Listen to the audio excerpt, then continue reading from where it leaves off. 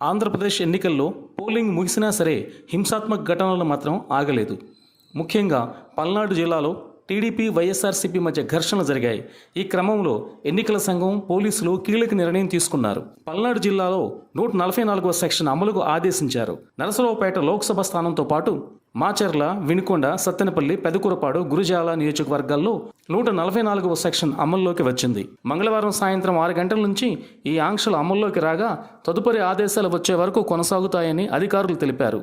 ఈ ప్రాంతంలో 3కి మించి ఎక్కువ మంది కలిసి తిరగరాదు అని, అలాగే సభలు, సమావేశాలు నిర్వహించకూడదని పోలీసులు హెచ్చరించారు. మాచర్ల ఎమ్మెల్యే పిన్నెల్లి రామకృష్ణారెడ్డి కారంపూడి మండలం పేటసన్నెగండ్ల పంచాయతీ పరిధిలో ఉన్న పోతురాజుల గుట్టకు వెళుతున్నారు. పోలింగ్ రోజు జరిగిన ఘర్షణల్లో గాయపడిన వైఎస్ఆర్సీపీ కార్యకర్తల్ని పరామర్శించేందుకు ఆయన బయలుదేరారు. కారంపూడి మీదుగా వెళ్తున్న సమయంలో పిన్నెల్లి రామకృష్ణారెడ్డి కాన్వాయిలోని ఓ కారుపై టీడీపీ వ్యక్తి రాయి విసరడంతో గొడవ మళ్లీ మొదటికి వచ్చింది.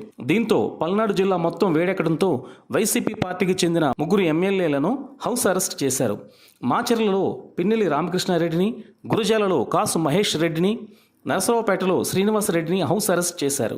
దీనిపై వైసీపీ నాయకులు స్పందిస్తూ గొడవలు సృష్టించిన వారిపైన కాకుండా తమ నాయకుడు చెప్పినట్టుగా సంయమనం పాటిస్తున్న మమ్మల్ని హౌస్ అరెస్ట్ చేయడం అన్యాయమని, ఇది ఏకపక్ష ధోరణిని చెప్పుకొచ్చారు. తమ పార్టీ అధికారంలోకి రావడం కలే అన్న విషయం గమనించిన టీడీపీ నాయకులు ఇలా దాడులకు ప్రేరేపిస్తున్నారు అని వైసీపీ శ్రేణులు చెప్పుకొస్తున్నాయి.